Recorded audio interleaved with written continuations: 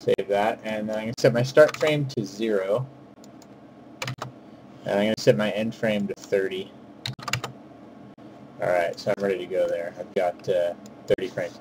So I was going to use a rig for this, but I'm actually just going to use a NURBS sphere. That all looks good. Alright, so I've got my sphere here. This is going to be our ball, so I'm just going to call this ball. I'm going to move this up.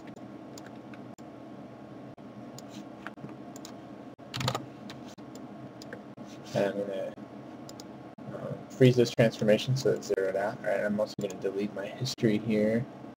None of this has to do with animation. I'm just getting my file set up to work with here. And let me just make a ground plane here. Alright. Call this ground. Freeze my transformations on that. Delete my history. Make a new layer for that and call this, add my geometry there, call this floor. And I'll set this layer to render so that I don't grab it by accident. Alright, so we're ready to work finally. So basically what I'm going to do is I want this ball to bounce. Now, anybody can just move stuff around. That doesn't make you an animator. Animator makes stuff come to life, as cliche as that sounds. So what I'm going to do is I'm going to start here by just setting some keys.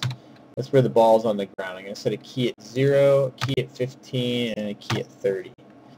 And then in between here, I'm going to go up and I'm going to set a key here. And set a key, oops, I'm going to duplicate this key. I'm just left mouse clicking down here in the timeline, and then I'm going to middle mouse where I want that to be copied to. And I'm going to hit S to set a key. So let's see what that looks like. Okay, that's, it's bouncing, but that looks horrible.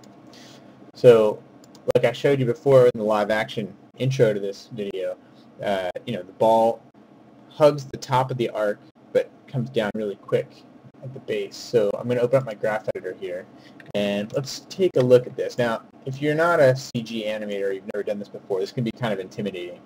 This is basically just a visual graph of what's happening in your action here. You've got your attributes over here on the left side, and then these lines correspond to what's going on. So I'm going to look at just the Y translation only. So here we can see the ball is going up in Y and then coming down slowly, easing into this and easing out of this and easing into this, and then kind of linearly going here. So what we want to do is I want to take these positions where the ball is at its lowest point, and I want to make those into linear tangents. So I'm going to hit this little spiky thing here. And then at the top, I want those to stay flat. So I'm going to flatten those tangents, make them flat. Now, I use weighted tangents. A lot of people don't. I'm not sure why, but it's just the way I've been working in my career. Is I use weighted tangents all the time because then you can free the tangent weight and do lots of things with them. Launched my, I've got these tangents here, and I've made them linear. So what that means is the ball is going to quickly go into that key and then quickly come out of it. But at the top, it's going to hug these arcs